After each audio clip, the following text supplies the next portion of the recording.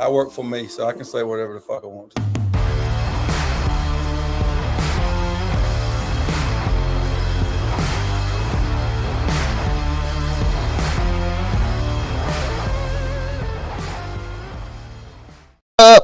What's up, ladies and gentlemen? Welcome to the Fouled Out podcast presented by our main man, Sammy Speaks and Precision Suspension. We've got him here in the studio tonight. Be sure to head over there to his Facebook page and give them a like and invite all your racing friends to like their page.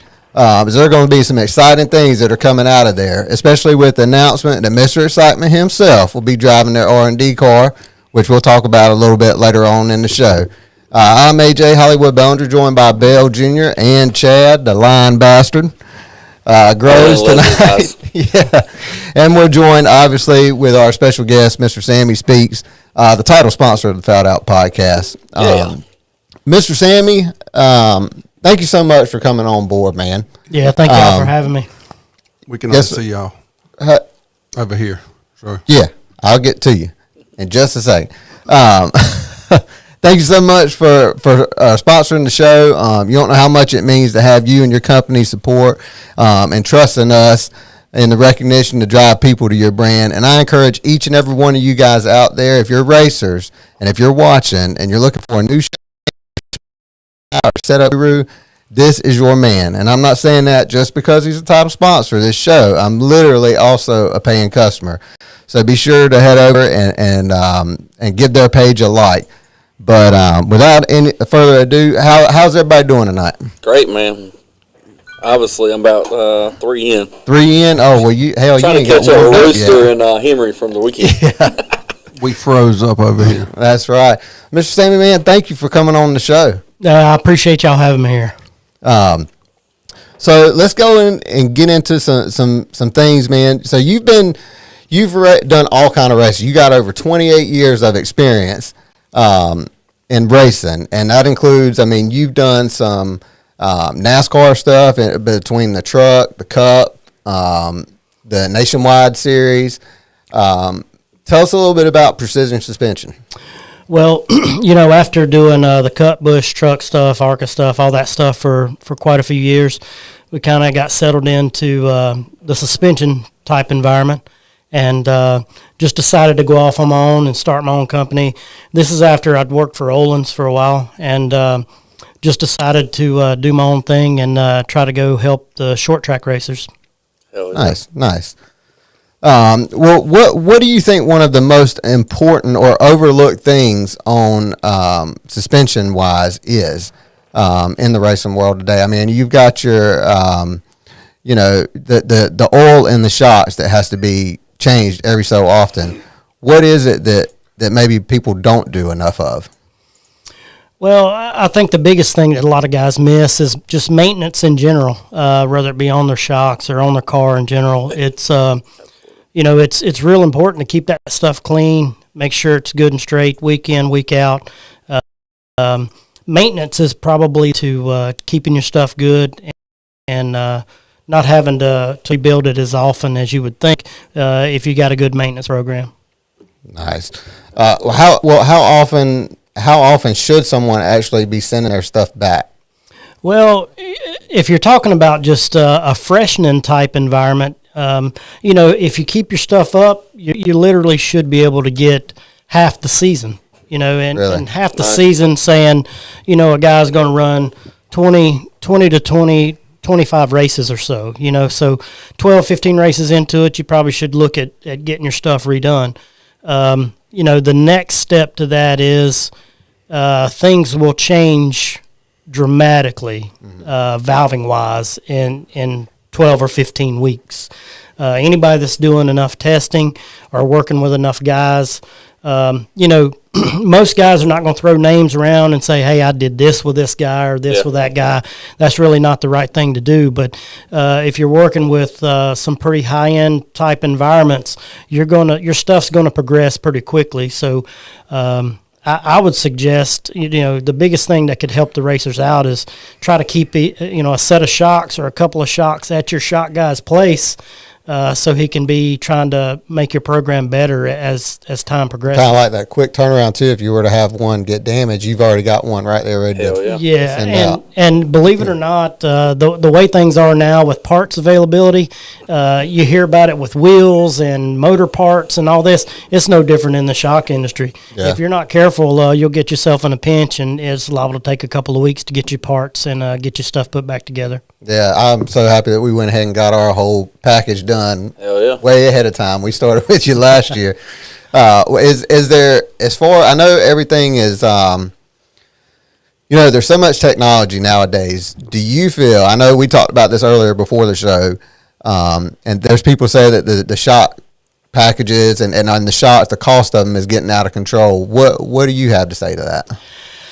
I don't feel like they're getting out of control. I feel like the racers maybe should educate themselves a little bit more, maybe do a little more checking behind on what things are actually costing.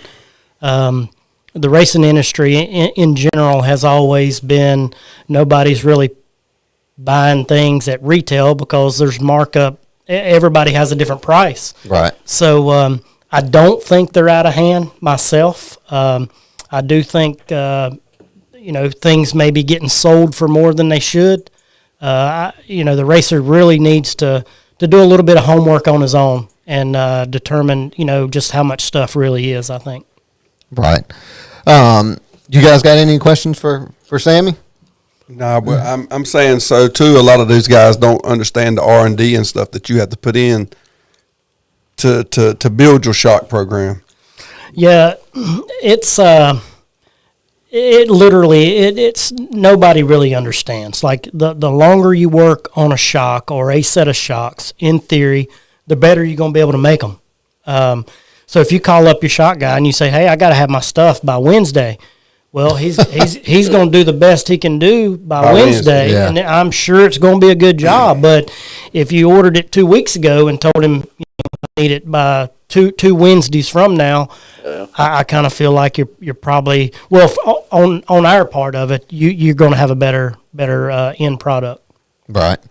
What with speaking of technology and stuff, some people are saying that scales, the old scales, like grain scales, like we used to use, now we got electronic scales and stuff, but everybody's going to these, the smashers now, and with the modified, you got your load sticks, and there's pull down rigs, and if I'm not mistaken, you've got a lot of technology in your shop that you've recently purchased. What kind of stuff can you do exactly up there? We've actually kind of we've kind of started what we feel like is a state of the art, R&D facility, so to speak. So we have a pull down rig, which is not the same as a normal pull down rig. We can actually run wheel pans up and down, to simulate track data through that rig. We have load machines, we have shock dynos, obviously. There's really not anything that we can't measure and then duplicate in the shop for continuous making headway, for whatever your program is. Well, now, do you, when you go out, say, R&D or testing and stuff, how do you get the data from the, what you get out there on the track back on to that pull down rig?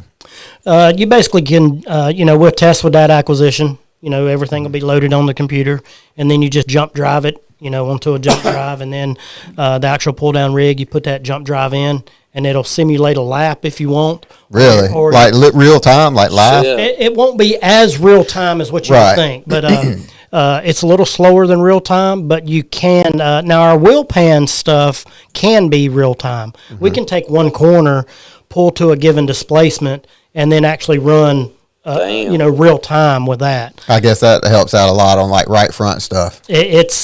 It's pretty interesting. Yeah. It's not what the pit area thinks going on. Right. That's for sure. Did that stuff trickle down from like NASCAR, being that you have some experience with NASCAR? So just being involved at that level for all those years, and then working for a shock manufacturer, and then being part of the JRI thing from the beginning, we've got 7-post time, KC rig time. We know the value of those things, and being able to bring that to the short track industry is pretty important for us. to try to help everybody's program. Right. When you are out there testing, I guess this is going back to asking that same question, or maybe not necessarily just testing. Say that one of your clients or your customers calls you on a Monday and they kind of do like a debrief with you, of the race that past weekend. What are some of the things that maybe you're looking for to hear from them versus maybe them just calling and say, man, it was loose. And, I mean, they could be loose in a bunch of different places, Absolutely. Anytime a new guy gets on board, there's a learning process, and we expect to get certain information back when you do call Monday. You can't just call me and say, well, we were loose, because we'll start asking you questions. Well, how much right rear travel did you get? How much right front travel did you get? Mm-hmm. Why didn't you fix the travel in the right rear? How much drop you got? A lot of racers kind of miss a lot of those things in the heat of the battle. And those are things you got to stay on top of, so you don't have to call the shot guy Monday and tell him how loose you were. Right. Hell yeah. I wonder sometimes, do they call the carburetor guy and tell him how loose they yeah. were? No. Yeah. No. And guys, also be sure to go over to Precision Suspension. I'm gonna get that down, man. It's a tongue twister for me. But go over there and give him a like. We're working on getting his Facebook page going. We're updating it, so keep an eye out for that. Now, you had Jeff Parsons was down at Volusia. Was it? He was helping one of our guys at Volusia, and then the following week, I think it was the following week, he went to East Bay and ran his modified. Right. And now some of the accomplishments and stuff that you've had is that you have back-to-back Carolina Clash championships. Wow. Back to, or let's see, it was National Naismith Championship. Yeah, right. We've won back-to-back Naismith championships at back-to-back Carolina Clash. We won the Carolina Clash and the Ultimate Championship in the same year. We won the Knoxville 40,000 to win, the Topless 40,000 to win. We pretty accredited, right. I guess you would say. Yeah. So I mean that right there, guys. I mean, you go right on to his page. Go ahead and get the number. If you don't have it, I can get it for you. 704-746-8547. Get a call in and go ahead and get on the list, because I'm sure he is stacked on jobs coming up, and you're going to want to have them fresh here. What's going to be your first race? Or do you go down and help customers at the track? We do. We typically try to choose the tracks where we have several guys, mm-hmm. But we're not opposed to identifying a new market, going in there and right. trying to make a difference in a new market also. We spent a lot of time down in the Mississippi, Alabama area in years past and done real well down there. We literally can go anywhere. Right. Fayetteville, AJ, Fayetteville. Yeah, I know. I'm gonna want you down here in February. Well, it kind of looks like you got to come to Fayetteville to see if your stuff's any good. Yeah. oh shit. Well, I'm talking about. Hey, I think 602 Crate Lake Model is going to be a weekly class. Well, I know it's going to be a weekly class there. Of course, they got some limited races. They got it's I-95 Challenge rules on that limited late model race coming up. Yes. Yeah, on February. The one that we're going to do the King of the Cushion. Or the King of the Cushion. Yeah. So, and speaking of that, by the way, guys, if you are one of the people that sponsored some money for the King of the Cushion, go ahead and get up with either me or Bill or Chad, so we can get that money. Not me. So we can get that money paid up. We want to make sure that we get that taken care of before that race gets here. Also, if you're a driver that's going to be accepting that Pro Challenge, we're going to need to know by Friday whether you're going to do it or not. It can't be where you go out and qualify and you're almost at the back and say, oh, well, I'm going to go ahead and start at the back. So if you want to go ahead. So we know that Willie and Christian's already accepted the challenge. Right. No matter where they qualify, no matter where they start, no matter what the racetrack looks like, they've accepted the challenge. The other people that the money was put up for, if they're going to accept it, like AJ said, we need to know by Friday, because obviously we're going to have to be responsible for getting all this money together. Yeah. And we're not going to take somebody's money if you're not going to do it. Mm-hmm. Like I said, we're not going to let you go out there and see if you qualify 15th out of 16 cars, and you say, well, fuck it, I'm going to move one spot back and go get this money. Yeah. It's not going to work like that. Exactly. So yeah, make sure you get up with me or Bill, get that paid, and then also if you've got a question for Sammy, maybe something suspension related. We got one on here right now. Yeah, go ahead. So we got a question from Shine Runners Racing Radio, and I'm assuming that's the rooster himself. Probably. It says, how much do shocks play a factor in junior sprint racing? Shocks are going to play a pretty big factor, irregardless of the series that you race.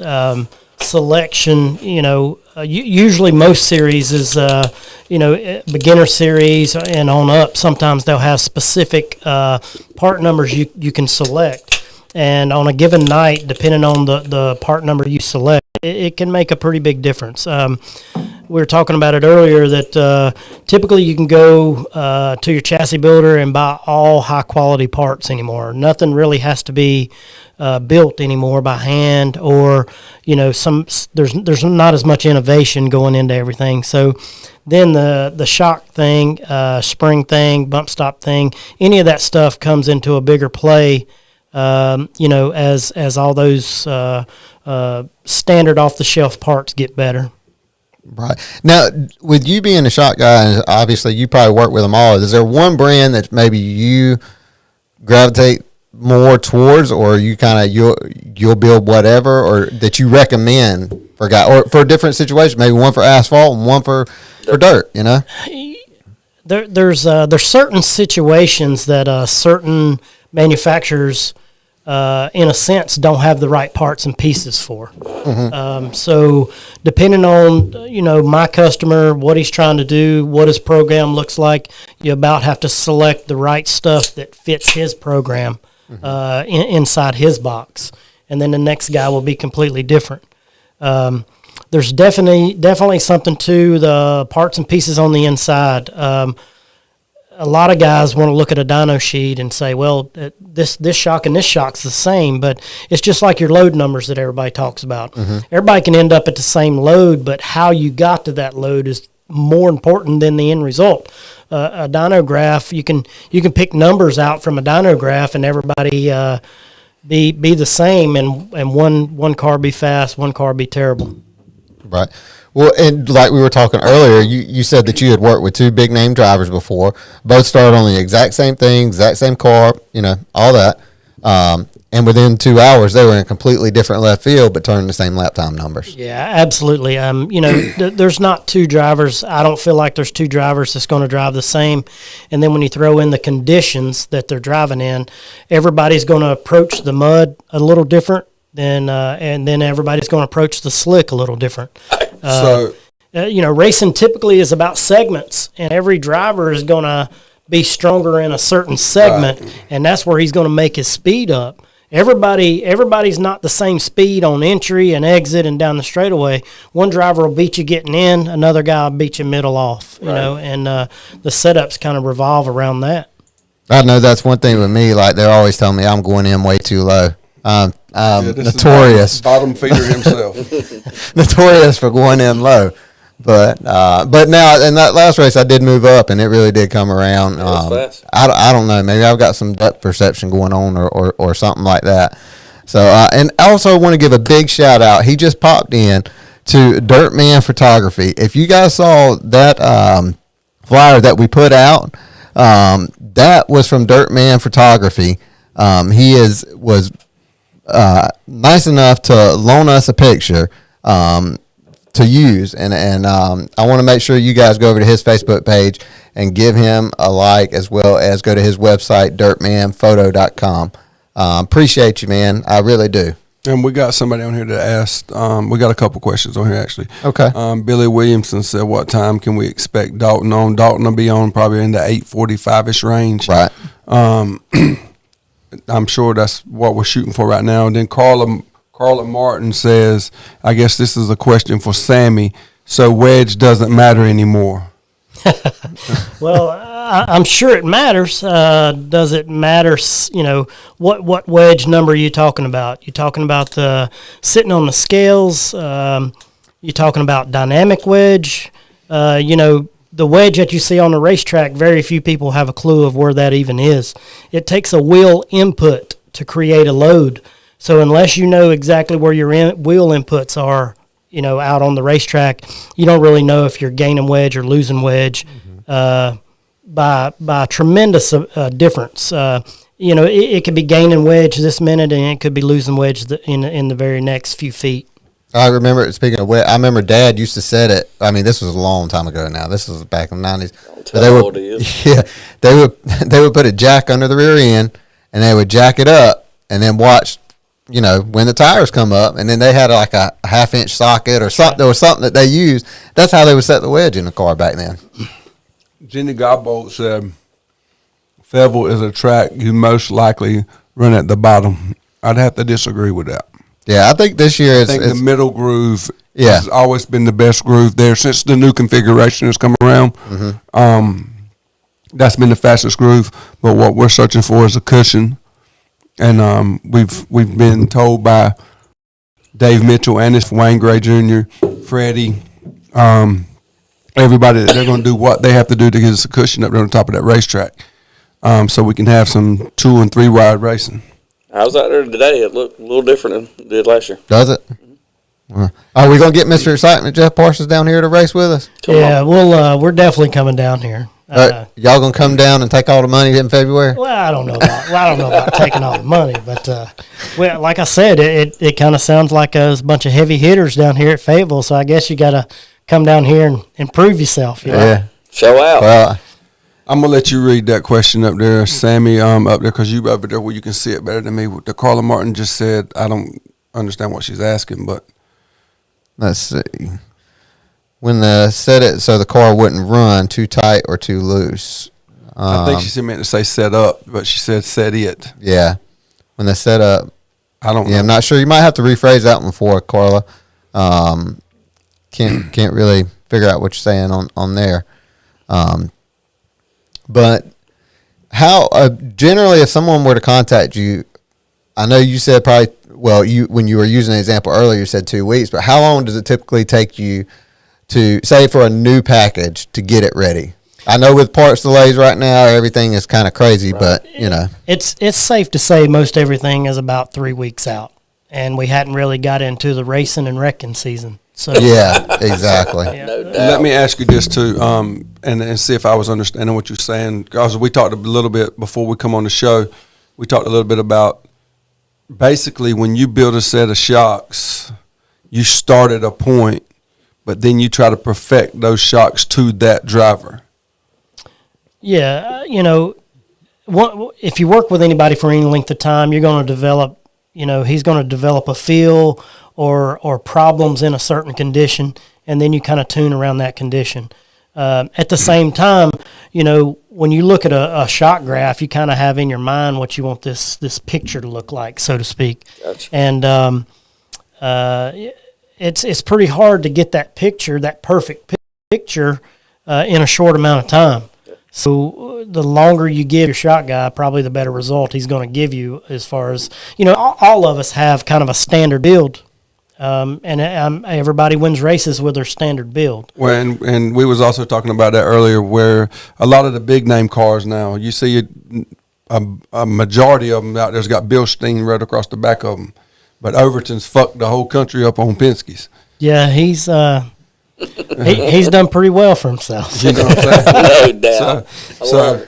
So that's and like you said, it's all according to what that driver wants and what he gets, because once you get to a certain point, I'm sure the fine tuning parts is what takes over then. What'll always hold true is all the good drivers and the good teams will always win all the races.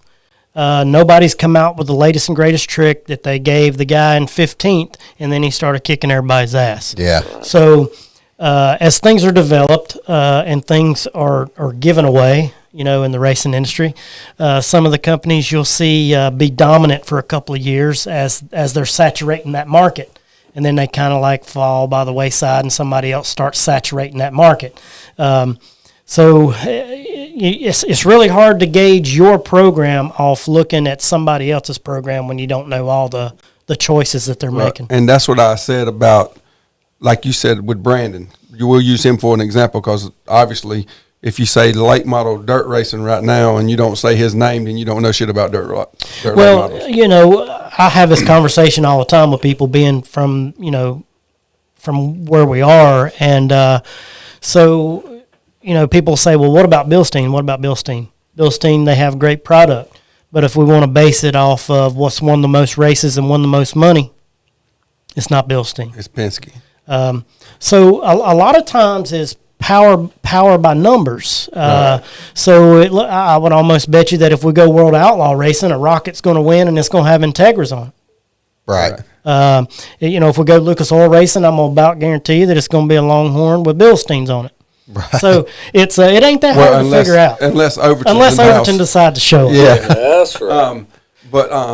So with that being said, you're saying that we're like I said, we're using Overton as an example here, so we'll stick with him. He wins in any fucking thing you put him in. He won in his own shit. He won in Joy's stuff with Harold, and now he's dominating in Wales and stuff.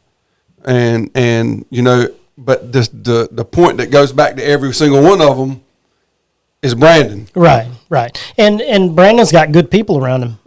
You know, I know, and all those good teams have good people around them. Yep. So it's real hard to pick material things to say this is better or that's better. All that stuff wins races on any given night. Case in point, you could put some pros on a car on a Masters built, for instance, an old Masters built, and shit. you might be able to. You throwing jabs here? You might be able to win that night. You know, it's just a matter. It's a matter of how hard you gotta work your ass off to get there. So all of us went to Bristol for the speed weeks down there when they put the dirt on Bristol Motor Speedway, and we watched Kyle Busch jumping Jonathan Davenport's backup car. Well, put on a show. Yeah. Oh, he definitely put on a show, but he went from. I mean, I'm assuming he didn't get a lot of testing in before Bristol, because he went from basically looking like a monkey fucking a football to fast, finding speed, and I think that's like you were talking earlier. You can take two drivers and put them in the same race car and not get the same result. Mm-hmm. That car has to be set up to the feel of the driver. Am I correct in saying that? Yeah, absolutely. And everybody's box is usually pretty small, right? So you'll call up your chassis builder and he'll give you a baseline, and then you'll talk to your buddy, and he's got a different chassis and it's a different baseline, and he outruns you every week. Well, most racers feel like they can't get out of their own little box. Mm-hmm. I mean, I've got it just like the chassis builder said, do it. And a lot of times that's not the scenario that you need to be working around. Most all those chassis builders, they're running World Outlaws, Lucas Oil, whatever, right, and the tracks are prepped for that event that week. Right. Yeah. Well, I'm not saying Fayetteville or Friendship or Gaffney, whatever, is not prepped to that same magnitude. Right. Mm-hmm. But it's a lot different when you're weekly racing or regional racing than when you are Lucas Oil or World Outlaw racing. You'll have to do things weekly racing that you wouldn't even think about doing World Outlaw or Lucas Oil racing, just because the track doesn't get that bad. Yeah, absolutely. It's in the middle of July around here. Yeah. The promoter probably don't have enough water to put on the racetrack. Yeah, no, we've actually run into that. The pond out of Fayetteville went dry a couple of times, and it's you really do got to think about the obstacles you're up against, and you got to adjust your situation the best you can on that. Yeah, I bet some bitch goes dry in February. 22nd through 26th. And it probably won't. Yeah, no, I doubt it in February. So, AJ, you want to bring Daulton in now, Daulton Wilson? Yeah. And I'm sure Sammy and Daulton can probably chat it up, too, while Daulton's on the show. Yeah, so we're going to go ahead and bring him in now. Daulton, can you hear us? Yeah, I got you. All right, man. Hey, well, so look, I mean, not like you need any introduction or whatever. Yeah. Been doing really well on the Lucas Oil Tour, man. You are officially running for Rookie of the Year there, right? Yep. So that's the plan right now. Right, and you're coming off of a top 10 last night. You've had some good races that you put together. And I'm honored to say that I actually raced against you too, man. I raced against somebody famous. Damn right. Well, I don't know about all that, but yeah, we had a pretty good night last night. It didn't start off the greatest, but we were able to work through and win the B main and going through the field there for the feature. So so far we've had we've had a pretty good speed week so far. Hell yeah. Well, the thing with that stuff down there, all that stuff's new to you. And so it's like anywhere else, it's going to take time. So we're expecting when you get them back down here towards the south, this way, up towards the north from where you're at now, but still in the south, we expect you to start kicking some ass up here. Ass whipping's well car. I'm gonna put it out there and put some pressure on you. I'm gonna say that you're gonna win at least two Lucas Oil races this year, and I'm gonna say hands down that you're gonna be the rookie of the year. That would definitely be nice. That's a good goal to have, and for going to Volusia and Brunswick, and I haven't raced at any of these racetracks down here ever. In the past, to come out the gate and be able to make races and compete right out the box, with a new team, it's definitely been a good confidence booster, but it's also been a good step in the right direction to be able to come out the gate and be able to make races right out the gate. So I've talked to you a little bit while you've been gone, and I talked to you while you were here, obviously. But so you were sort of lucky, and I'm not saying it like this, so don't take it the wrong way. But what I'm saying is you were sort of lucky falling in with James Ratliff Racing that they run Wells cars, and that's what you run down here. Yeah, I wouldn't say it was lucky. It's more of, that's kind of what's put us all together. Right. We're all on the same program as far as race cars and even shocks and stuff, and we're that's one thing about with Wells and his guys. It's a pretty big group of people that are together, and that's what got us all together, and they've been a big help for all of us to really help us hit the ground running. Right. And if I'm correct in saying this, I think Brandon was the sort of the wheel in the middle that sort of turned James, Mr. Ratliff, your way as far as giving you the opportunity to drive the Ratliff Racing Wells Longhorn. Yeah, Brandon's been a big part of my success, and I definitely think that Brandon's probably the top driver in the country right now. 100%. Amen. For him to speak highly of me, and to kind of get this deal together, it definitely carried weight. And fortunately, James and the whole crowd up there were willing to listen and have an open mind about a guy that doesn't have that experience, that give a guy a chance, up and coming kid a opportunity. So it's worked out really good so far.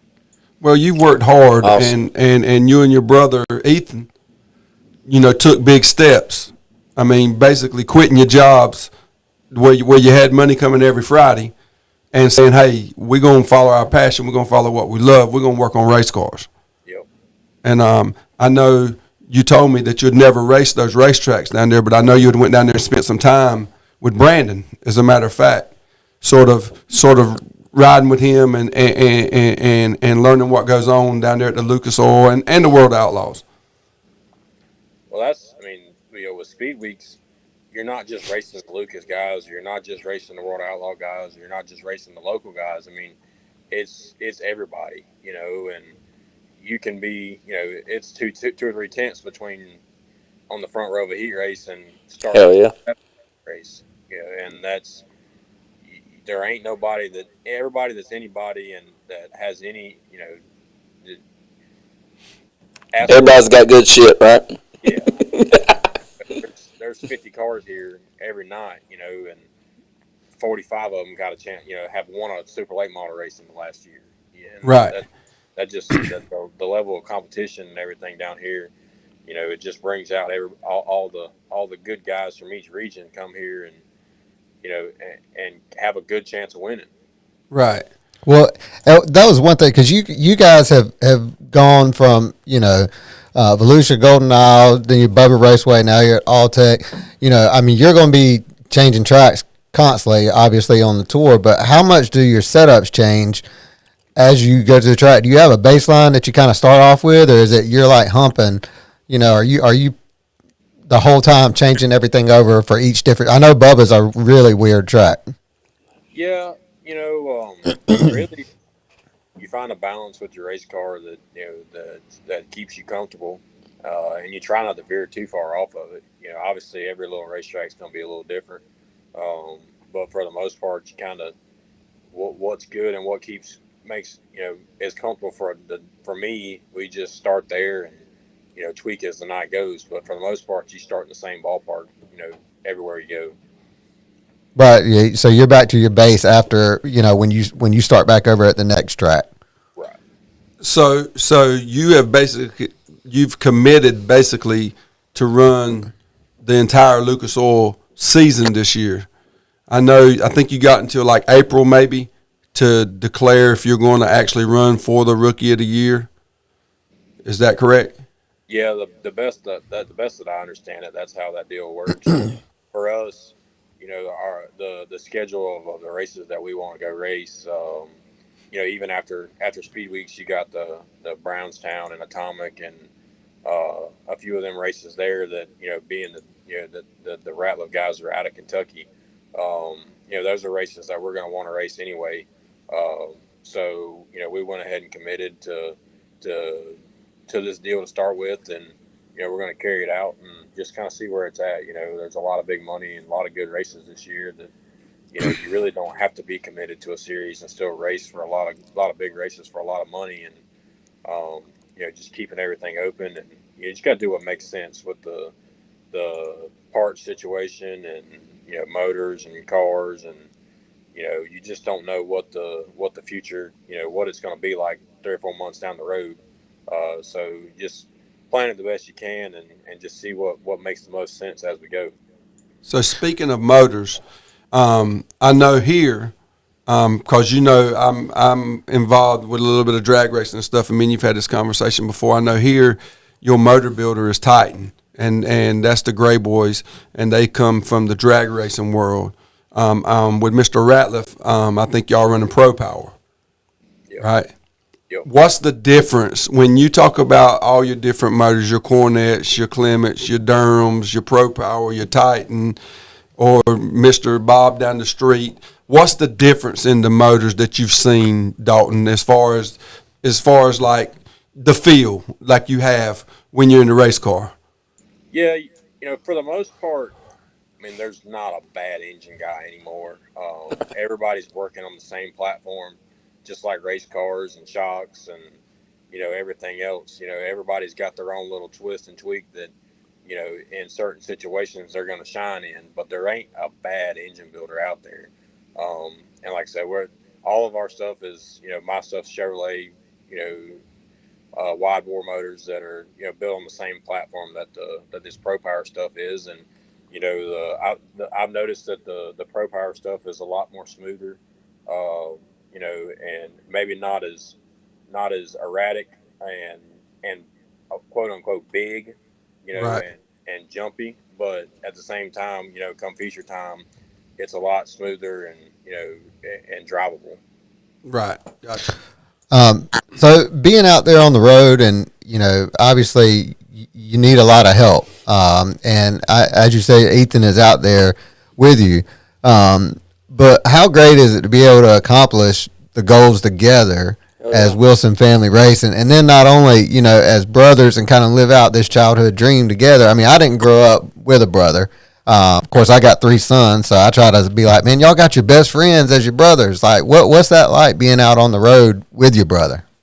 Well, it's you got your best friend, you got your biggest fan, and nobody wants to see me do better, do good, worse than he does. And at the same time, it's it's the same the other way around. I want to see him do good and continue the business that we built together, and him to be able to continue to race and go. And he's here with us through speed weeks, but just as quick as we get done in Florida, he'd be right in there with the modified North Carolina speed weeks there at Fayetteville, and we'll be there. And it's we try to we stay busy and we stay going, but at the end of the day, we're both right there, trying to help each other be the best possible. And like I said, speaking of that, he's got a deal down here where I think he's going to run the entire Mid-East Modified Series, right? That's his plan. He drove for a little bit for Mackey last year, and You're talking about Mackie Cox. Mackey Cox has given him a great opportunity there, and I think they're gonna put that out there as a goal, and really try to follow that tour and support Jason with Mid-East, and obviously that deal starts at Fayetteville that first week, and he'll be able to follow that, and while I'm out racing, and he'll be able to do the same thing. Right. Awesome. Hey, I've always told people down here, well, since I've got to know you, I said that if I ever won the lottery, I said I'd give that boy a Lucas Oil ride. I guess Mr. Ratliff sort of beat me to it. but if I win the lottery, me and him's gonna fucking bid for you. We're gonna have a cash war. Well, But instead of bidding, we might just have to join it all together. yeah, just team it all up. Nice. So hey, That much better. I know you had a accomplishment this week. Also, in one of those races, I think you got the highest finished rookie bonus. Yeah. Right? Which race was that? That was the first race at Golden Isles. So we actually won a heat race, which is my first Lucas Oil heat race. And I slipped up on one of the restarts, and we kind of got shuffled back and was able to race back up through there. And that's a big thing racing with these guys is they're not waiting on you. They're not waiting around for you to get your stuff back together. You slip up. Yeah. They're gonna pounce on your ass. Well, I think that I think so. It's a different style racing too, because basically y'all are racing for your paycheck. Well, that's 100%. I mean, that's at the end of the day when you get to these races, everybody here is racing for a paycheck. They're racing for a percentage, and one position makes a difference. And you got an opportunity, you got to take it. If there's a gap, you got to fill it. There ain't no, we'll let him get it gathered up, and we'll try again next. No, it's if there's a hole there, you got to take it because everybody's so close. They're not going to make that same mistake more than once or twice. You got to go when you can. So you saying them guys don't give an inch? No. If you're giving, somebody's taking. And the saying of you give an inch, they take a mile. That's if they know you're going to lift and they know you're going to move over, then it's like everybody just they know who they're racing with, and as long as you stand your ground, and go after it, everybody, you have to know who you're racing with, but Right. time, they're not waiting around to say, oh, he messed up, let him get it back together. It's let's go. Well, Yeah. Dirtman Photography just put a question on here, and he said it's for Daulton. He said, "What's your take on Volusia and the new surface?" So Volusia, really threw us a curveball. Not that we'd ever been, but it wasn't the Volusia that I expected it. That I expected it to be, and I think they got a good thing there. They got a good deal going, but I don't know if the weather, how the weather was prior to us going down there, or what. But we wound up not even racing the crate car the rest of the week while we were down there because it just didn't, the weather and everything just didn't seem to play out to where it was very smart to run it. But hopefully they get it. I know they've been working hard on it since we were there, and by the time we go back, I figure they'll have it dialed in for sure. So you're gonna get a kick out of this one here. The ice cream man Daniel Parker just said, "Who's Daulton Wilson?" Hey, tell him the guy that set that car up for him. So this is actually Carlos Schuler asked, "How is it to race against the mailman?" But I'm going to kind of elaborate on that as a I've watched you grow up racing. I mean, I remember when you and Young Guns, and we've watched you. But how is it to go when you're running against like some of the biggest stars, some of the guys that you've idolized and you grew up, watching them race, thinking, man, I want to be there one day, and now you're throwing slide jobs on them. Yeah, it's you it's a childhood goal, a dream really, and it's something that we've worked really hard for, and um, you know, 10 years ago, did we think it ever would get to this point? Probably not, but um, it's just a testament to me and my brother, and our families, and everybody that's helped us and stood behind us along the way. We've had really good people behind us the whole time, and we've had great opportunities, whether it be with Greg and April with the Honeycutt deal, and even back driving for Corky, or Randy Clary. There's been a lot of people that have helped us along the way. That if it wasn't for each and every single one of them, we wouldn't. You wouldn't be here. Well, that's what a lot of people don't know about you. Like I said, a lot of these guys that see you now, they don't know that you were working out of your pocket. You and your brother both working at Hendricks, working out of your pocket trying to run these cars, and we're super competitive. Won races, basically financing it out your family's pocket. Yeah. Yeah. I mean, don't get me wrong. I know you had help, but I'm saying for the most part, out of y'all's pocket. Well, that's just it. Me and Ethan's biggest supporter has been our mom. And she's sacrificed a lot for us to be able to just commit to focusing on a dream that we had our head down and what we were trying to accomplish, and we were. If it got made Monday through Friday, it went into the race car and just being able to do the very best you could, and luckily for us, people took a notice of that, and we were able to catch some lucky breaks, but also had people that realized how hard we were trying to do with what we had, and got behind us, and everything's been a stepping stone along the way, but we've had a group that's I think it's just grown. We haven't. It's not anybody that's in the past. It's everybody. The group that's been behind us that just continues to grow, and I think that's been a huge part of why we've been successful. Is everybody plays a role, and we just put our head down and get after it. Right. Hell yeah. So.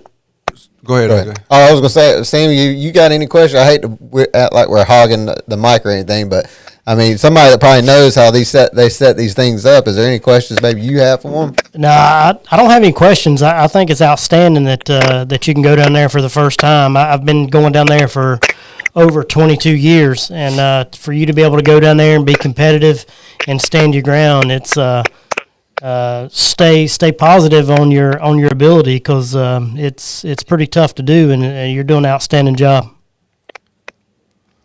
Thank you. Hell, I got my wife to watch last night, Daulton, just because you were racing. I mean, that's fucking awesome. So, I need Elvin, to get her to give some money. Elvin Matthews said you got good training at Hendricks, and he said he made you eat too much. Well, Elvin's a big boy. Yeah, but so Daulton. Go ahead. No, go ahead and say what you're gonna say. So I actually had an interview for like an internship at Hendricks. I knew of Elvin Matthews, but I mean, we'd never met before, and I walked through the shop and they said, "Oh, that's Elvin. That's Elvin Matthews. He's going to be the guy who's going to be training." And we talked like had known each other forever, and Elvin, just has been a huge part of working and even racing. That was pretty cool. So I know you've had a lot of big wins, you and Ethan personally, but I'm gonna bring back a win that I probably seen a smile on your face, probably bigger than if you would have won the race. You set up a particular gentleman's car, and he went straight out, as far as I know, the first night and just dominated. You and Ethan, Mike Freeman, Lakeview, and I'll never forget, you were walking back from the corner, and I met you, and the smile you had on your face. I mean, you were so happy for him.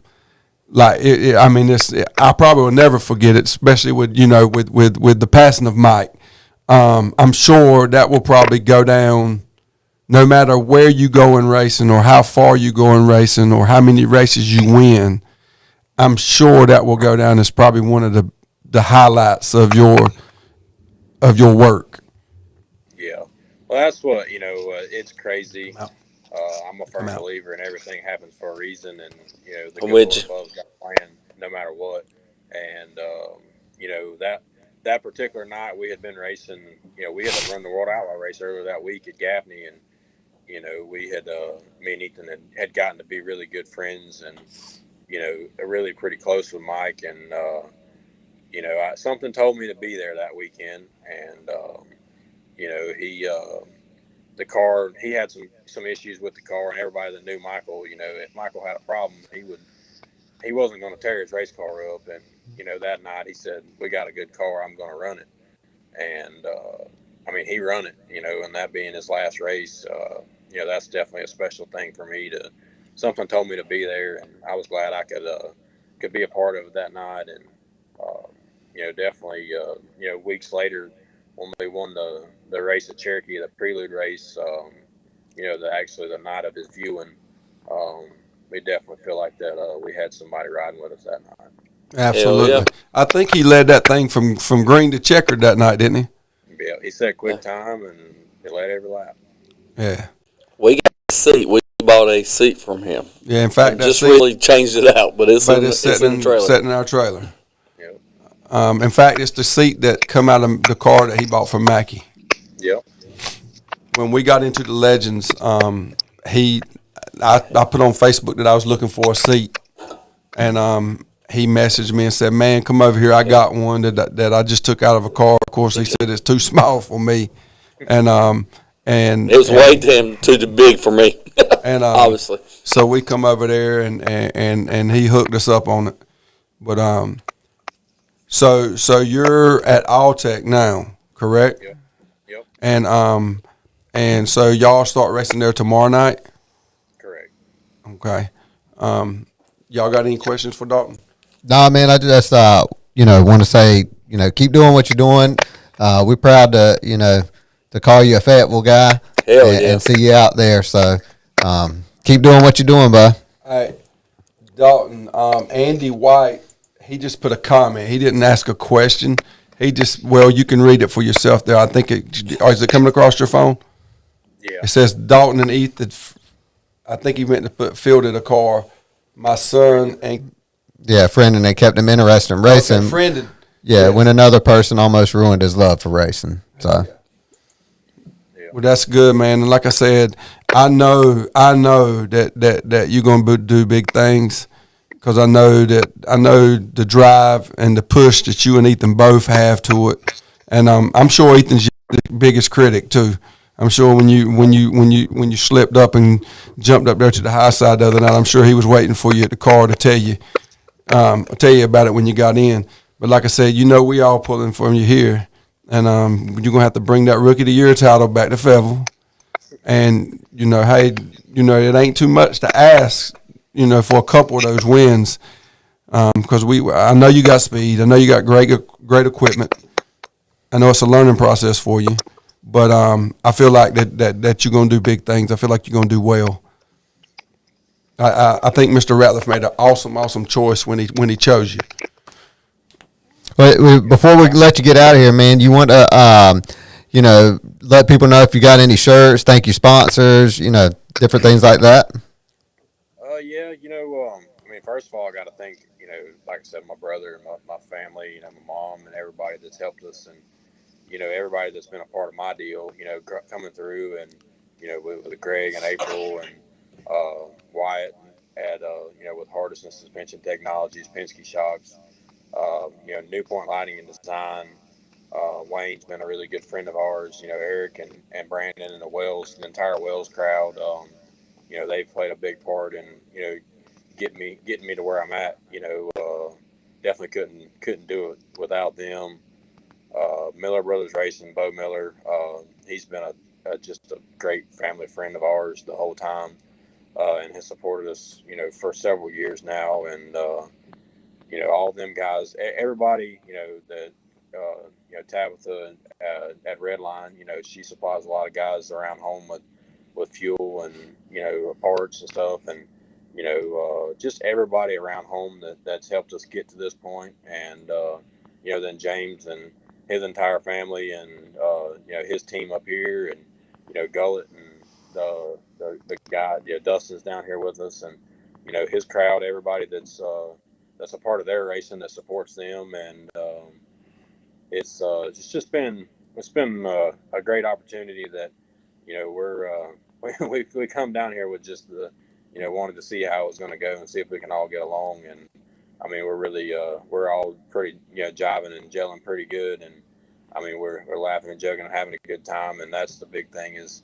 we're down here. It's a job, it's business now, but we're still having a good time with it. So, that part's, it's been really enjoyable being down here. Heck yeah, man. Well, if you guys can, make sure that you go and check out Daulton's Twitter. That's where you keep all your updates and stuff at, correct, man? Yeah, we try to do Facebook as much as we can, but Twitter's more of the direct line of information. Right, and that'll be D Wilson 18D on Twitter. Go check that out, and I'm sure that they'll have some T-shirts, and when they do, let us know, man. We'll post them on the Facebook page and get everybody to share. Can we get a fouled out sticker on the damn 18D? That's what I want to know. I think we can probably arrange that.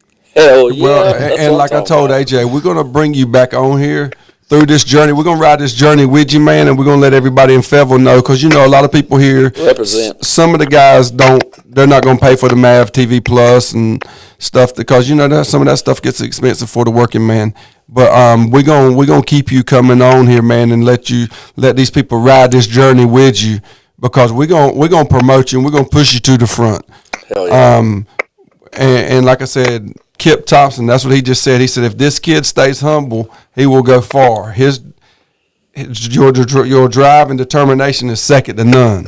So you got a lot of people that's been around racing a long time, been around racing a bunch of years, way before you were even born, and giving you big props about how humble you are and how determined you are. And I seen it the very first time I ever met you. I think my son told you to come up to me at the racetrack, and you come up to me at the racetrack and was messing with me and asked me when I was going to put my name on your car. And well, tell me what Scott said today. So Scott Autry, longtime racer here. I'm sure someone that you looked up to locally as a youngster. That's what he was telling me. He said, man, he said, he called me today because he sent me a picture of us winning a race when I was probably 14. Hell, I'll be 51 next week. He said, man, he said, that Daulton, man, he said, I don't know how to go on that internet shit and all that stuff there. He said, and Rhonda don't care. He said, but he said, I always call Daniel Enos and Daniel gives me the updates on what Daulton's doing. He said, man, I just wish Lyndon and the guys that I raced for so long would have listened to me. He said, when I stepped out of that car, I told him put Daulton in that car. Unfortunately, it didn't happen, but he was just bragging about what kind of young man you are. And even back then, you figure Scott's been out of the game for some years now. So you were a real young guy when he was trying to get you in that race car. But like I said, man, I know for me and these guys here, we're going to push you and promote you all we can. Hell yeah. Super proud of you, man. Couldn't ask for a better young man, you and your brother. This ain't just about you, your brother too, because he's making sacrifices right now being down there with you. And then he's going to have to come back and run your business here, y'all's business that you have together, D&E. So like I said, man, you'll be hearing from us, and we're going to get you back on here repetitively so we can let everybody know how you're doing. You can tell them your experience going through this because, like I said, I know every bit of it's new to you, new to the team because you're new to the team. Like I said, you're going to do big things. Like I said, I'm going to throw it out there and say that you're going to win Rookie of the Year. And if anybody wants to pick someone else over you, then I'd be willing to put a little wager on that. He likes to gamble. I do like to gamble.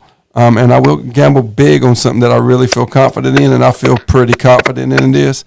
But I think you're going to win that Rookie of the Year I think it's going to be a landslide. And I'm just going to predict that you win at least 2 races this year. And I think that'll be a hell of an accomplishment with your first year running against the best in the world. You know. That's right. We're gonna work hard at it. Keep our head down and get after it, and to come out of the gate, and it's just to take time and get the experience and Yep. get through. But I sure hope that your predictions are right. That would I'm betting that it's going to be sooner than later. that would make for a heck of a year. If we can do that and put that together, I think it's definitely an achievable goal. But we're going to put our heads down and stay after it. But I think we've got a realistic chance at it. Well, like that racing, even though it's at the top level, you still watch it and you say, okay, if this guy goes to the back, he's not going to drive back to the front. Or if this guy goes to the rear, he can come back to the front and win. Or if this guy has a bad heat race or a bad qualifying session, he can go to the rear and win. I mean, you proved last night, like I said, just a few times in this race car, you started 20th after you won your B main, and you drove that car back up to 10th. So we're going to expect you, if you start 10th, to drive that thing back up to first. All right? Well, hey, man, we appreciate you coming on. Yes. And guys, if you want to keep up with Daulton, like I said, go check out his Twitter, DWilson18D, and then be sure to tune in on Mav TV Plus as he takes on the Lucas Oil Regulars and Lucas Oil Dirt Series tomorrow at Alltech. You got 2 nights there, 3 nights there, and then y'all head to East Bay from February 7th to the 12th. So good luck, man, and we'll let you get out there and get back to work on that car because we know y'all are constantly doing stuff on it. All right, I appreciate it. Appreciate you guys having me on. Absolutely, man. All right, Good up, man. brother. Thank you. Tell Ethan we're going to have him on too. Yeah. All right. All right, man. Y'all be safe. Later, bro. So, man, it's good to see him, Man, that's awesome, man. achieving a goal that, That's awesome. maybe one day, or that I used to have growing up. Of course, then I started having kids and You get fit. another having kid, stock kids. and then another kid, and then, man, what do you, real quick, Let's go back to Sammy too before we get off. yeah, and that's what I was about to ask them. Those guys, what are they going through parts wise, I guess? Like, what's the difference between, say, a weekly racer like myself, updating my stuff as far as the maintenance and all that, versus, because I know you've had experience with these guys. I mean, to put speed weeks in perspective, it's really hard for the local guy or even the regional guy to grasp what it takes to go down there. When those guys come back, it's safe to say that the chassis itself is about worn out, the engines is worn out, the transmissions is worn out. It takes its toll, and that's not really taking into consideration real bad track conditions of any kind. right. And Bubba was, or I'm not Bubba, but Volusia was rough. But that was new clay down, right? Yeah, and like Daulton said, I'm not real sure what took place the week before with rain or anything, but when the rear wheels are coming off the ground and that's motors rough. are singing up and stuff like that, it doesn't create the best situation for a few weeks on down the road. Yeah. And what do you think as far as, like, with all this stuff that's going on with the tire shortage? That was one thing I forgot to, or didn't get a chance to ask him. But how do you think that's going to affect those touring series, if at all? Me personally, I don't think it's going to affect the touring series. Right. I think it'll bleed over. I think the people that will get hurt from it will be the weekly racer. The local racer. Us. I really don't even see it hurting the regional racer as much. It's kind of a backward scenario depending on how you look at it. Yeah. Do they, when they buy those tires, are they getting, I guess, maybe big shipments multiple times throughout the years, or are they getting a bunch all at once, or Well, with the way that it all went down this year, it's different across the board. In years past, you'd basically buy, a decent amount of tires for what you needed recently in hopes of getting fresh tires right off the run, for the following weeks. There's a lot to be said for how fresh your tires are that you're getting ready to put on the car. Right. I had y'all frozen there for a We were second. froze for a minute. I'm gonna have to upgrade my computer here. Is what I'm gonna have to work on. But it looks like it's coming back now. Banda's not gonna be happy. I'm spending more money. Nah. We're gonna be fouled the fuck out for real. Yeah. Panda out. We're gonna hold old Daulton to that too. We get ready to mail him some fucking stickers, by the way. Yeah, exactly. I'm gonna need some of those panels off that door. Oh yeah, he told me I think that he'll get something to us. I really like to have that one off of McCready's from when him and Moran got together. That was a hell of a end of that race, man. That was definitely a real I good race. thought Moran had it. I was like, oh, he's got it, but he drove in a little deep, got over that, the crest, and that was it. But he should have went to the bottom. Yeah. What he should have done.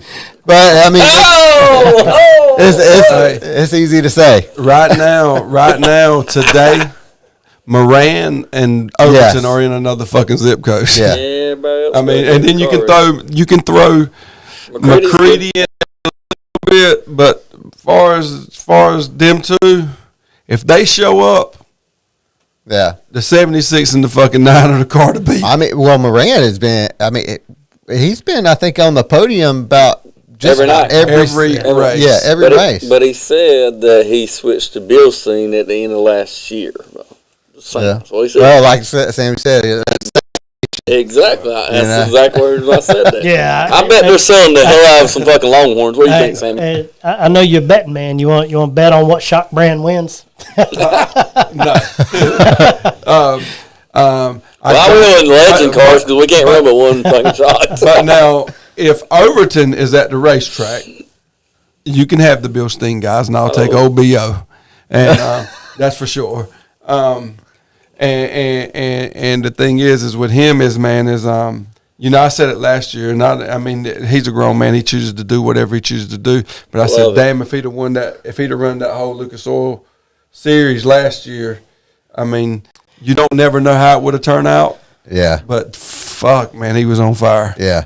Well, hell, in Eldora, He was on fire. I think you'll see a lot more of it this year than you have in years past.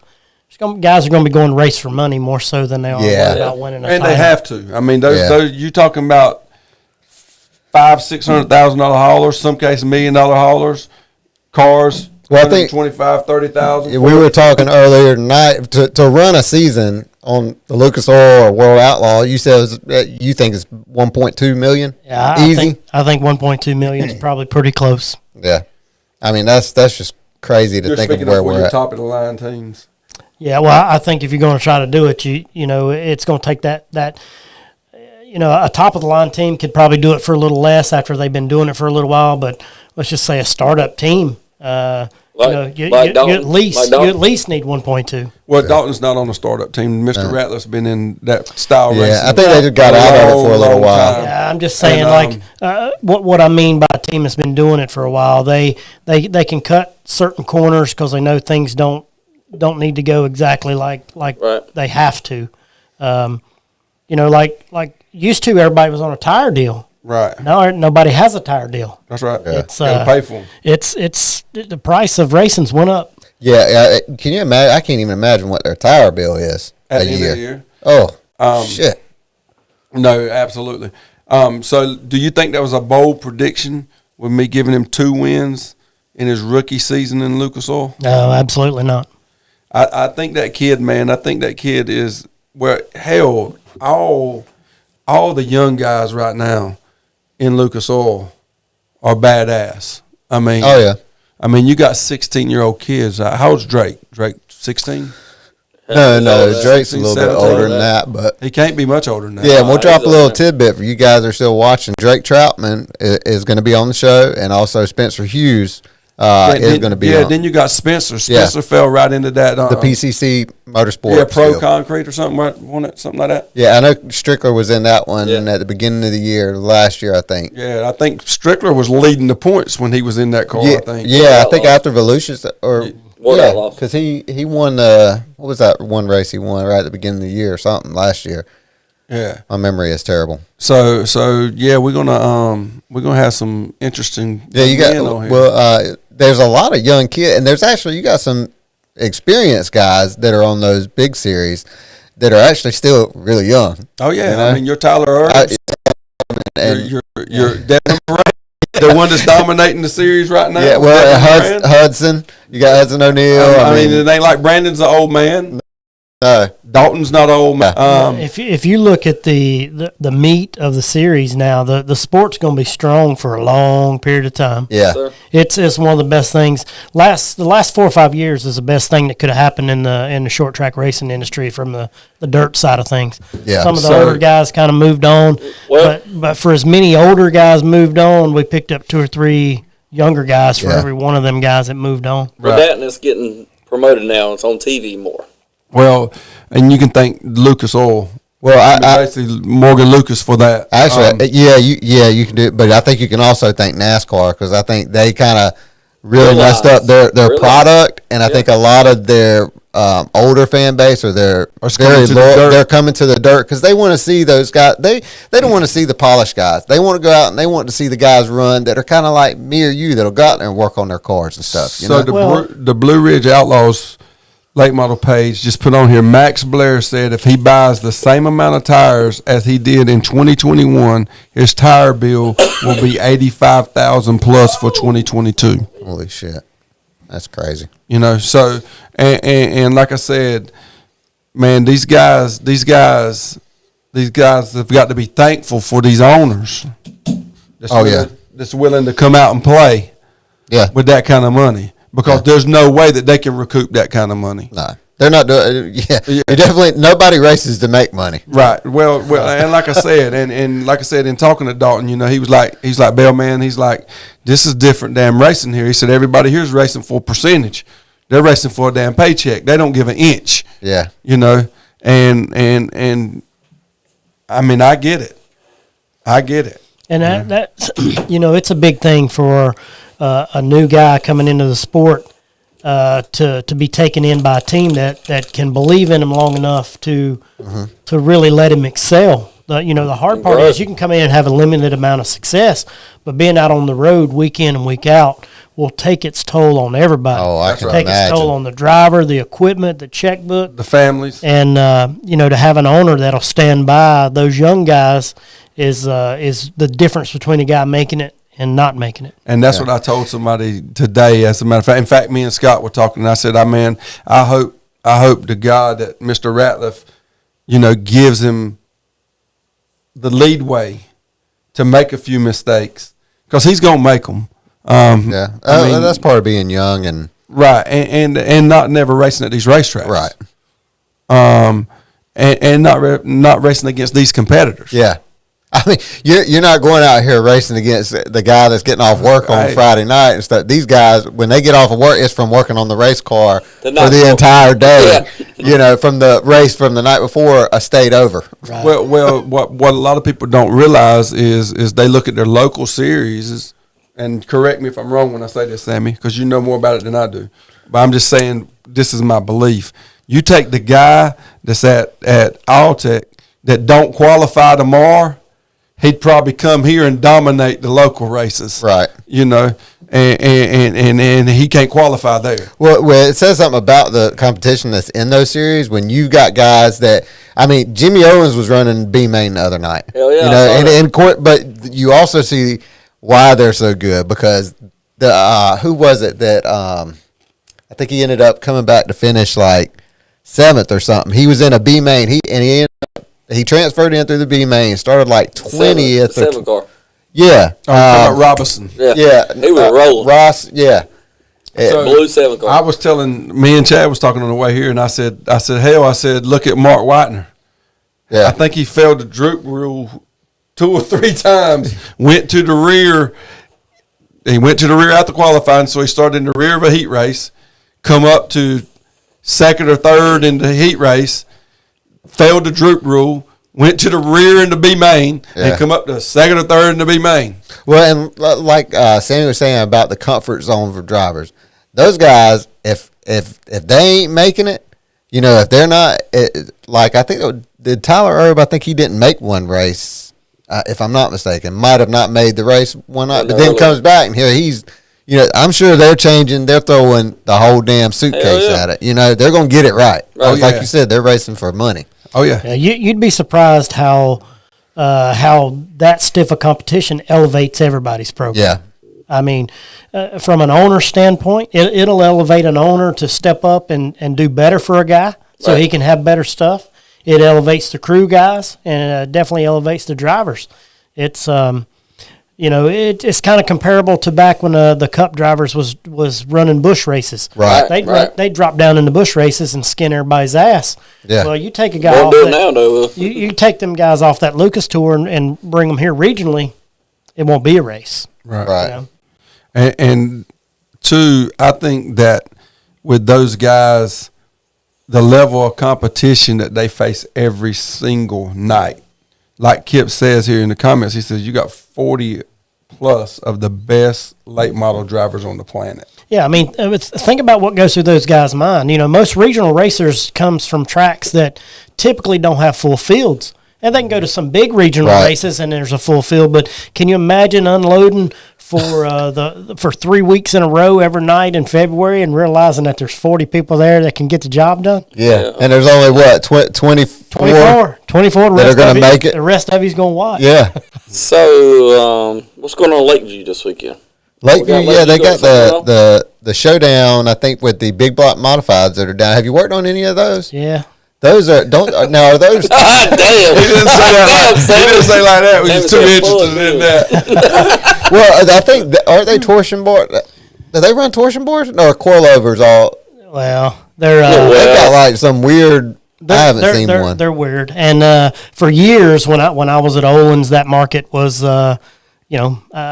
probably being conservative was 20 years behind. Really? Okay. So things have progressed a lot though in the last little bit, and those cars are coming along pretty good. Yeah, that's going to be interesting. I forgot that there was even racing going on at Lakeview this weekend, and I told Panda we'd go to Raleigh. So, well, Leslie's birthday is Friday. I should have had Daulton give her a shout out, being that I get her to watch the race last night. Yeah. That wouldn't went over too well this weekend. But I guess if it wasn't so cold, we probably should have been at Lakeview testing. Yeah, we weren't even thinking about that deal. I was telling Call fucking Ed. I was telling him today, I was like, look, what all we got to do? Of course, he's got the car over at his house. He keeps that car at his house. That's his baby. Yeah, and I was like, what do we got left to do to the car? He's like, I've done everything. I guarantee he's been out there with a toothpick cleaning out crevices and welds and stuff, because that's how particular he is. That's the most particular man I've ever seen. Clean. Yes. Yeah. So he can come help us get done when he's done. So AJ, before we go off the air and we leave with Sammy here, tell us what your deal is with Sammy. So yeah, well, one obviously being the title sponsor here without out, but Sammy is also doing my package and my shocks and my suspension this year. I think we're going to try to go and test. You told me you'd let me know when we go there, but I'm really excited to see what I got, because we got those brand new Penske's, but also me and Sammy were talking, and Sammy is going to let me know, but there's going to be some kind of promotion that customers can get by mentioning Fouled Out if you go to them. Right. So you got those Brandon Overton Pendencies. Did you build him a set of Brandon Overton? Well, the series won't allow that. Yeah. Damn. That's Legends is out. The series make rules to save money on the shock, so you can buy you $500,000 toter on. Right. Yeah. They have one. They sold it. I'm getting to be a dick. You know what? One of the things that we do. One of the things we do as a company is we rent the racetrack, right, and then we invite our customers to come at no charge. Yeah. That's awesome. Jay Ryan, you hear this? And we do that not necessarily at our favorite racetrack. Like I said, we'll do it at Fayetteville. We'll do it somewhere it's in the middle where more people can come. Mm-hmm. That's one of the things that we've always felt like we kind of did that a lot of the other guys don't do. Right. It helps a lot. So you're gonna try to come down here in this area and try to get in with some of the guys down here at Fayetteville? and maybe pick up some customers from down here? In years past, we've been down here and been involved. Right. So, yeah, as close as, and it kind of looks like with everything going on this year, there's a whole lot more reason to come this way. I like it. So it's going to, we're going to be in Fayetteville a lot. So Parsons is driving a 602 late model for y'all or a modified? Well, what we have is we have MB Customs, 2022 MB Customs test car, basically, that our focus is to test. We'll have crate motor, limited motor, and an open motor. Sure. And at the same time, we're going to do a lot of testing, but a lot of the testing involves racing to verify what we figure out throughout testing. Absolutely. So it's a pretty big program, but we'll run several different engine combinations throughout the year. Are you going to get that Ballinger Motorsports 24 down there on that pull down rig? We can do anything you want to do. Well, we're going to probably need to get it there. Yeah. I'm excited to see how that. I've never seen one actually work in person. So. It's just like anything else. It's all about what you make out of it. A lot of guys talk about pull down rigs and this and that and loads, and at the end of the day, how much have you educated yourself to actually make that tool beneficial? Exactly. That's the key. Yeah. Well, man, hey, I really do appreciate you and your support of not only the show, but I've talked with you on the phone numerous times when we were getting our stuff ready, and we sent some stuff back to you, and you said, "Yeah, man, I'll get it fixed," and it was right back, man. So I'm looking forward to this year, not only from the fouled out perspective of it, but from to race your product, man, and hopefully bring you some more business. Yeah, we're definitely looking forward to coming in this area and trying to gain some customers and at the same time win some races. Hell yeah. Yeah. That's what it's all about. So I might send a set of spindles for a legend car to you. All right? Believe it or not, that taper and those holes and those spindles, that ain't new. I'm aware. I'm aware.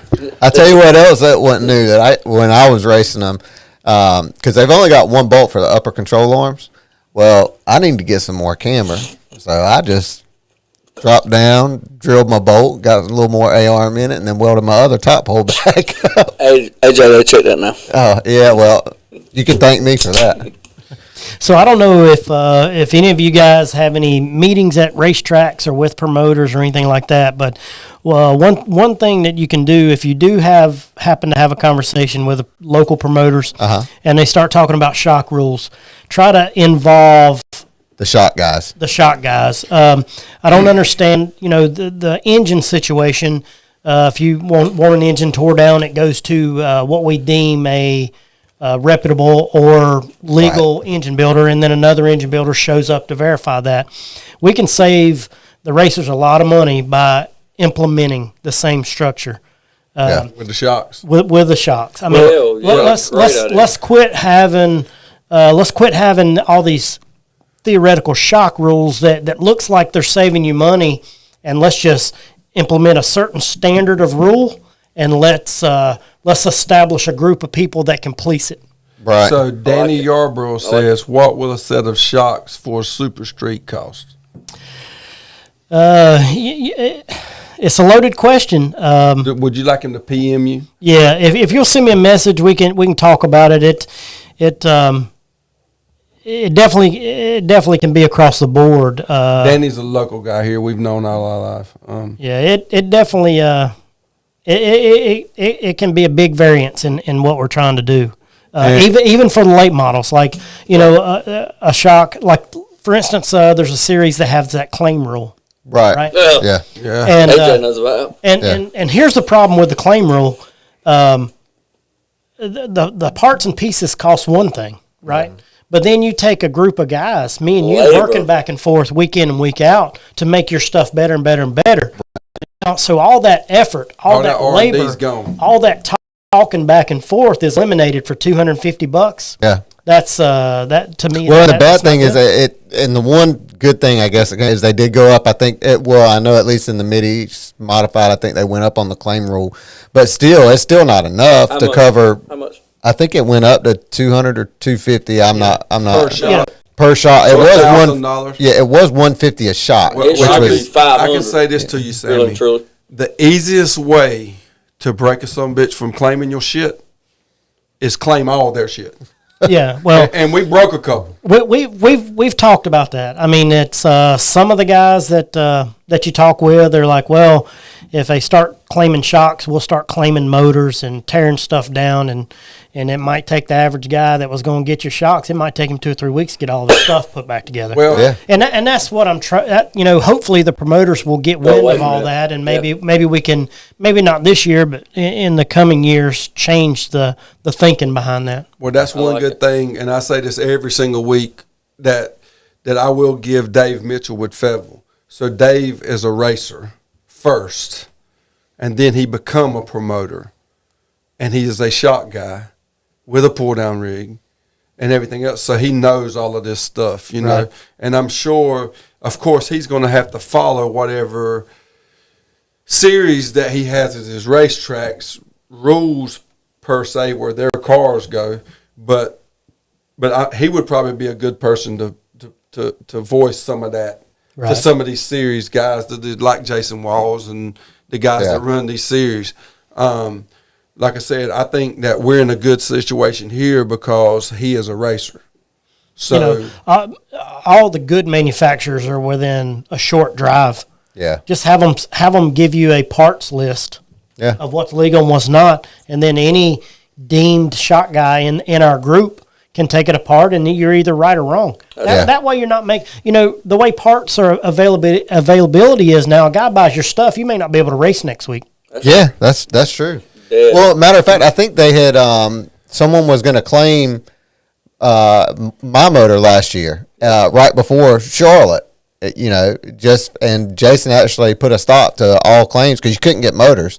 You know, and he actually said, no, that's it. We're not no claiming. The way that I see that is, let's either eliminate it across the board, period, for good, or leave it in place. well, I hate when things are changed due to circumstances. Right. Like if you want to be the promoter and you're going to stand on that island, then you suffer the consequences Yeah. of those decisions you make. No, Because there's absolutely. enough smart people in this sport. If we got together and talked about it, we could come up with a whole lot smarter solutions. Yeah. Absolutely. Kind of like our country too, huh? well, it's the same thing. Like I said, and no, you know, this is not bad talking nobody. I'm not bad talking nobody, but I mean, it's because, hey, if there's a claim rule and you want to claim my shit, then that's what it is. But there was a particular car and we weren't at the racetrack at that particular week with AJ. AJ finished third. Yeah. And they come back there fucking claiming all kind of shit off the race car. And so he called me on the way home, and I said, well, don't worry, I'll be there with you next week. Well, then they finished won the second. race. Yeah, we finished second. We won. And if they hadn't have stopped me, we'd have fucking been bringing the whole car back home. Right. You know what I mean? And it wasn't for anything but to prove a point. Okay, if you want to do this, then we'll see who runs out first. Right. You know what I mean? And they ended up being wrong. You know, The guy that's doing all the claiming ended up being wrong. my whole argument with the claim thing is if you get hooked up with a reputable shot guy, he's going to go above and beyond the money that you sent him throughout the year to help your program. Yeah. And then so the guy that's not putting in that effort can claim that stuff. Yeah. It's we really need to look at some of those. Yeah. I agree with that. That's a question for him too. Jimmy Batten said, "Are you guys running the Steel Block Bandit series?" We will be running some of those races. Yeah, I think those races have got some guaranteed purses that's going to draw some people to them that maybe wouldn't normally. So a lot of, like I said, it's a kind of a R&D type situation for us, and that Steel Block Bandit structure correlates with a lot of the Wasota stuff up north. Cool. Okay. So that a lot of that information will be able to be transferred back up there without too much trouble. Hell yeah. Well, Nice. Y'all ready to get out of here? I think it's about that time, man. I'm sure Panda's probably beat my kids half to death, and So you're saying we have fouled out? that we have officially fouled out. But guys, for myself, for Bill Jr., Line Bastard here, and the owner-operator of Precision Suspension, Mr. Sammy Speaks. Thank you guys for tuning in. Be sure to go over to Precision Suspension and give their page a like and follow them. And if you would, AJ, go ahead and mention how his Facebook page is listed, so Yeah. those guys that want to PM him can send him a message, and he can maybe figure out what. So we're able to update the cover photo. I checked it a while ago, so it does say, you'll see the logo in the bottom right of your screen on here now. But I think he's got his old logo as a profile picture. We'll get that switched over and get everything changed over. But yeah, definitely send him. You can PM him, send him a private message, or his number's right down there on the screen, 704-746-8547, and that is Mr. Sammy Speaks. So thank you guys so much, and we'll do it again in Thank 2 you, weeks? Sammy, for coming on, Yes, sir. man. Hey, And we appreciate you sponsoring this thing here, Hey, man. Oh, yeah. Thank You y'all know, for having me. Ain't many people give people money just to sit around and talk bullshit. Maybe we can do it again soon. Yeah, we'll definitely have you back again, man. So, all right, guys, we appreciate it. We'll see y'all. Thank you. Out.